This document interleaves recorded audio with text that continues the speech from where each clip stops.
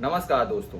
एक ऐसी राजनीतिक पार्टी जिसको बने हुए 138 साल होने वाले हैं, संविधान बनने में जिसने अपना योगदान दिया हो और देश में आज़ादी के बाद से लेकर के 50-60 सालों तक राज भी किया हो, अपनी सरकारें भी चलाई हो, आखिर वो पार्टी 2014 और 19 के चुनाव में इतनी बुरी तरह हार कैसे गई? इसके पीछे के रीजन क्या है और आने वाला जो चुनाव है 2024 का लोकसभा में, उसमें जीत हासिल करने के लिए कांग्रेस पार्टी के अंदर अभी भी कुछ कमियां हैं। तो आखिर वो कमियां क्या हैं? तो आइए समझने की कोशिश करते हैं इस वीडियो में। वीडियो को शुरू करने से पहले आपसे एक रिक्वेस्ट है कि हमारी वीडियोस को आप हजारों की संख्या में व्यूज दे रहे हैं, लेकिन आप वीडियो देखने के बाद में वीडियो में लाइक नहीं करते हैं, तो प्लीज आप वीडियो को देखते टाइम आप वीडियो को लाइक भी कर दीजिएगा, जिससे कि हमारा हौसला भी बढ़ता है और हमें आगे वीडियो बनाने के लिए भी प्रेरित करता है आपका एक लाइक। चलिए दोस्तों, वीडियो को शुरू करते हैं। सबसे पहले दोस्तों हम बात करते हैं कांग्रेस के इतिहास के बारे में। एक ऐसी पार्टी जिसको 1885 में 28 दिसंबर को एओ हुम के द्वारा बनाया गया था, और ये एओ हुम जो थे ये खुद ब्रिटिश होकर के भी ब्रिटिश के खिलाफ इन्होंने आवाजें उठाई थी। और जो कांग्रेस पार्टी के सह संस्थापक थे, जिसमें दादा भाई नौरोजी और दिनेश वाचा थे, और जो वास्तविक संस्थापक एओ हुम थे, तो इन तीनों ने पहले स्टार्टिंग में योजना बनाई कि कांग्रेस पार्टी को ब्रिटिश के साथ मिल करके भारत की जो समस्याएं हैं उनको दूर करने का प्रयास किया जाएगा। लेकिन इसके बाद में 1905 में बंगाल विभाजन में लॉर्ड कर्जन के टाइम पे जैसे होता है, उसके बाद में ये कांग्रेस पार्टी की विचारधारा बदल जाती है और ये पार्टी बिल्कुल ही ब्रिटिश हुकूमत के खिलाफ हो जाती है और ये ब्रिटिश के खिलाफ अपनी जंग और अपने आंदोलन शुरू कर देती है। फिर इसके बाद में भारत को आजादी 15 अगस्त 1947 को मिलने के बाद में भारत में 1952 में पहले आम चुनाव होते हैं और कांग्रेस पार्टी की सरकार बनती है और जिसके प्रधानमंत्री पंडित जवाहरलाल नेहरू होते हैं। इसके बाद में कांग्रेस की सरकारें 2014 तक काफी लंबे टाइम तक 50-60 सालों तक इन्होंने अपनी सरकारें भारत में बनाई है। बीच में जनता पार्टी और संयुक्त मोर्चा बीजेपी की भी सरकारें आई हैं, लेकिन ज्यादातर सरकारें यहाँ पर कांग्रेस की ही रही हैं भारत में। इसके बाद 2014 में आते ही अचानक कांग्रेस के अंदर इतना बदलाव कैसे हो गया कि ये पार्टी अचानक से बहुत ही बुरी तरह फेल हो गई। अचानक 2014 के आने के बाद में देश की सबसे बड़ी पार्टी रही और देश की पुरानी सबसे बड़ी पार्टी रही, आखिर वो पार्टी 2014 में आने के बाद में इतनी विफल कैसे हो गई? इसके पीछे कुछ रीजंस हैं, उसके बारे में हम आगे डिस्कस करेंगे। आजादी के बाद से पंडित जवाहरलाल नेहरू, गुलजारी नंदा, इंदिरा गांधी, राजीव गांधी और पीवी नरसिम्हा राव और लाल बहादुर शास्त्री और मनमोहन सिंह जैसे दिग्गज नेता कांग्रेस पार्टी के प्रधानमंत्री रहे हों, जिसने ऐसी पार्टी जिसने सबसे ज्यादा प्रधानमंत्री दिए हों, तो आखिर ये पार्टी 2014 और 19 के चुनाव में हारी, तो इसके पीछे की वजह क्या थी? बहुत सारे इसके रीजन हैं जो कांग्रेस पार्टी को अभी भी सुधार करने की जरूरत है। अगर 2014 के लोकसभा रिजल्ट के बारे में बात करें तो कांग्रेस को मात्र 44 सीटें ही मिल पाई थी पूरे देश में, और 2019 में ये सीटें 44 से बढ़कर के 52 हो गई थी, लेकिन इसमें कोई खास ज्यादा बढ़ोतरी नहीं हुई थी। बात करें कांग्रेस के पूरे इतिहास की तो 2014 और 19 के लोकसभा में सबसे कम सीटें मिली थी। ये कांग्रेस के पूरे इतिहास में सबसे लोएस्ट रिजल्ट था कांग्रेस का, सबसे लोएस्ट परफॉर्मेंस थी कांग्रेस की। क्या कांग्रेस 2024 में भी 2014 और 2019 की भांति मात्र 7-8 सीटों की बढ़ोतरी करना चाहती है? जिस प्रकार 2014 में 44 सीटें आई और तो 2019 में 52 सीटें हो गई, तो उसी प्रकार 2024 में 52 से 60 या 70 हो सकती हैं, बस इतना ही हो सकता है। लेकिन अगर कांग्रेस कुछ यहाँ पे अपनी कमियां सुधार लेती है तो हो सकता है कि कांग्रेस यहाँ पर अच्छी सीटें जीत सकती है। अब हम बात करते हैं कि ऐसी कौन सी रणनीति जिसको कांग्रेस को अपनाना चाहिए तो आने वाले 2024 के लोकसभा चुनाव में वो जीत की दावेदार बन सकती है। आप देखते होंगे कांग्रेस पार्टी केंद्र की राजनीति में काफी एक्टिव रहती है, उनके जो लीडर्स हैं वो भी केंद्र की राजनीति में काफी पॉपुलैरिटी लिए बैठे रहते हैं। बीजेपी जो कि गवर्नमेंट में उससे सवाल भी करते हैं, कांग्रेस पार्टी अपनी मीटिंग्स भी करती है, लेकिन सिर्फ केंद्र लेवल पर।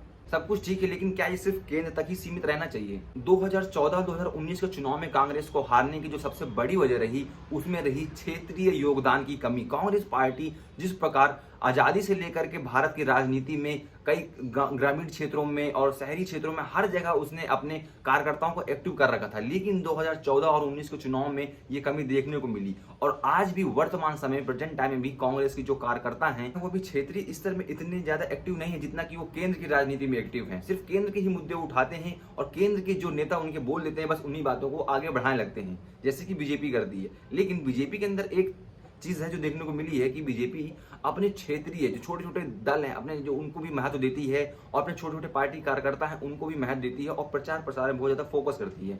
अगर बात करें कांग्रेस की तो कांग्रेस वहीं अगर आप देखें तो कांग्रेस के जो कार्यालय पड़े हैं, क्षेत्रीय कार्यालय पड़े हैं, जो ग्रामीण कार्यालय पड़े हैं, वो सारे बंद पड़े हुए हैं, क्योंकि कांग्रेस की जो जमीनी पकड़ थी वो धीरे धीरे कम होती गई है 2014 और 19 के बाद में। तो अगर कांग्रेस चाहती है 2024 के चुनाव में इस जो जमीनी पकड़ को अपनी मजबूत बनाने के लिए, तो उसको सबसे इंपॉर्टेंट है कि वो क्षेत्रीय अपनी एक्टिविटी को बढ़ाए और जो उनके कार्यकर्ता है उनको एक्टिव करे।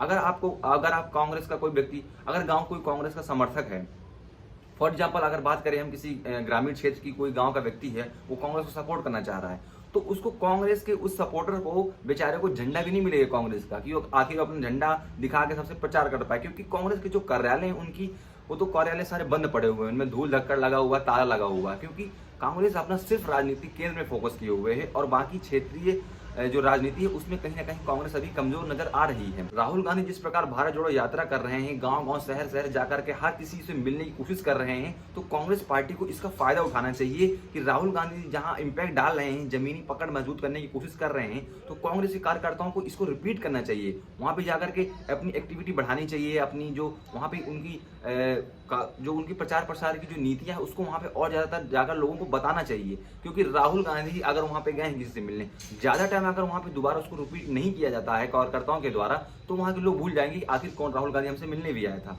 क्योंकि ये देश की जनता है, ये ज्यादा दिन तक याद नहीं रखती है कि कौन नेता हमसे कब मिलने आया था, बस वो याद रखती है कि हमसे वोट मांगने कब आया था। तो सिर्फ राहुल गांधी की भारत जोड़ो यात्रा से ही काम चलने वाला नहीं है। यहाँ पर जो क्षेत्रीय कार्यालय हैं, क्षेत्रीय कार्यकर्ता हैं, उनको जा करके आम लोगों के बीच में कांग्रेस की विचारधारा को फैलाना चाहिए, प्रचार प्रसार करना चाहिए। इसको अभी से स्टार्ट कर देना चाहिए कांग्रेस पार्टी को, क्योंकि उनकी जो जमीनी पकड़ है वो कहीं ना कहीं थोड़ा सा कमजोर हो चुकी है 2014 और 19 के चुनावों के बाद में। क्योंकि जो क्षेत्रीय दल है उनका धीरे धीरे वर्चस्व बढ़ रहा है और जो बड़े बड़े मुद्दे हैं वो केंद्र की राजनीति में ही सिर्फ दबे रह जाते हैं, क्षेत्रीय मुद्दे नहीं उठ पाते हैं। तो कांग्रेस पार्टी को कहीं ना कहीं केंद्र की राजनीति को फोकस करते हुए अपनी क्षेत्र की राजनीति को भी मजबूत करना होगा। कांग्रेस पार्टी जो है अपने प्रचार प्रसार में ज्यादा एक्टिव नहीं रहती है और सोशल मीडिया का प्रयोग तो बिल्कुल भी नहीं करना चाह रही थी, लेकिन ये सोशल मीडिया का प्रयोग कांग्रेस पार्टी ने तो स्टेफनी कटर के एडवाइस के बाद, उनकी सलाह के बाद करना शुरू किया। अगर आप जानना चाहते हैं कि स्टेफनी कटर कौन है, उन्होंने किस प्रकार राहुल गांधी के अंदर चेंजेस लाए हैं, उनको बदलाव कैसे लाए हैं और कांग्रेस पार्टी को उन्होंने क्या क्या सलाह दी है, तो इसके बारे में आप वीडियो यहाँ पर देख सकते हैं। मैंने डिटेल्स में वीडियो बनाया है, लास्ट वीडियो में यहाँ पे आपको लिंक मिल जाएगा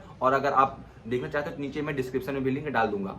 तो बात कर रहे थे हम सोशल मीडिया की, तो सोशल मीडिया में कांग्रेस को एक्टिव रहना चाहिए। जिस प्रकार से अगर आप देखें कि आम आदमी पार्टी, बीजेपी हो गई और जो और क्षेत्रीय पार्टी वो भी अपने सोशल मीडिया हैंडल से काफी प्रयोग कर रही हैं, तो कांग्रेस पार्टी को भी अपनी क्षेत्रीय स्तर में सोशल मीडिया को मजबूत बनाना चाहिए और जो सेंटर की लेवल की जो राजनीति उसमें तो मजबूत होना ही चाहिए। और इसके बाद में बात करें कि कांग्रेस पार्टी सिर्फ अकेली ही पार्टी नहीं इस बार चुनाव लड़ रही है, उसके साथ में इंडिया गठबंधन भी बन गया है। तो इंडिया गठबंधन के अंदर तो सीटों का बंटवारा उचित ढंग से किया जाना चाहिए, हर विशेष क्षेत्रीय पार्टी को उसको महत्व दिया जाना चाहिए, नहीं तो ये पार्टी के नेता नाराज हो जाएंगे। क्योंकि इनकी जो पकड़ है क्षेत्रीय दलों की, वो क्षेत्र में ग्रामीण एरिया में ज्यादा है, ना कि वहां पे कांग्रेस की पकड़ है।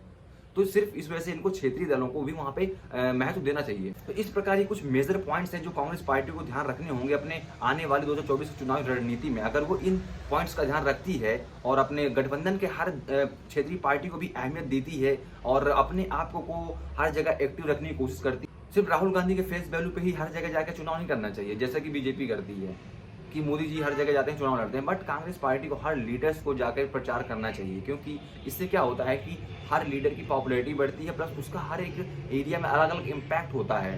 तो इस वजह से हर लीडर्स को अपनी अपनी प्रचार प्रसार करने की जो शैली है उसको अलग दिखाना चाहिए। तो चलिए दोस्तों, उम्मीद करता हूँ कि वीडियो आपको पसंद आया होगा। तो अगर आप ऐसी भारतीय राजनीति के बारे में और एजुकेशन के बारे में, लेटेस्ट अपडेट के बारे में अगर आप वीडियो देखना चाहते हैं तो प्लीज आप हमारे इस चैनल को सब्सक्राइब कर लीजिए। यहाँ पे आपको समय दर समय ऐसी वीडियोस देखने को मिलती रहेंगी। और हाँ, प्लीज एक रिक्वेस्ट है कि आप हमारे प्लीज वीडियो को देखने के बाद में लास्ट में लाइक जरूर कर दीजिएगा और अपने दोस्तों तक, अपने परिवार वालों को इस वीडियो को शेयर भी कर दीजिएगा। बहुत बहुत धन्यवाद, मिलते हैं नेक्स्ट वीडियो में।